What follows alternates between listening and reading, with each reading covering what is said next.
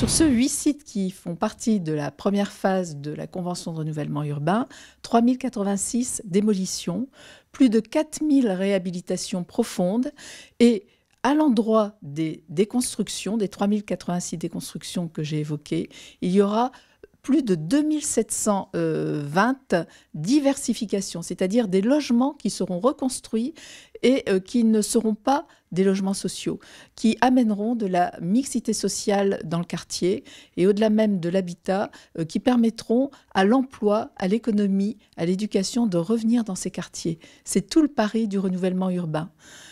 Le programme d'habitat va servir également de bras de levier à transformer profondément et durablement ces quartiers. Ces projets se dessinent sur plus de 10 ans. Généralement, selon les communes et selon la nature des projets, ce sont des projets qui vont s'étaler progressivement entre 12 et 15 ans. Et la métropole s'engage, au-delà même du calendrier spécifique de l'ANRU, elle s'engage sur la mise en œuvre de projets, sur la mise en œuvre de l'intégralité des projets jusqu'à leur aboutissement complet.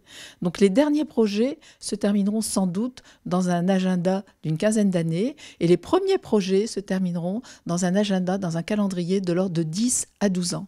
Mais la métropole accompagnera ces projets jusqu'au bout du dernier projet. À Loos, comme dans la majorité des autres quartiers en renouvellement urbain, on a eu un urbanisme de la fin des années 60 et ces urbanismes-là construisaient des quartiers très novateurs à l'époque, mais qui étaient de fait un petit peu renfermés sur eux-mêmes. On avait voulu créer à l'époque de nouvelles cités idéales, sans aucun doute, dans l'esprit des urbanistes de l'époque, mais en définitive, ces quartiers se sont retrouvés enfermés sur eux-mêmes. À Loos, on a véritablement un quartier qui vit sur lui-même et dont la structure viaire est une structure qui est un petit peu en escargot.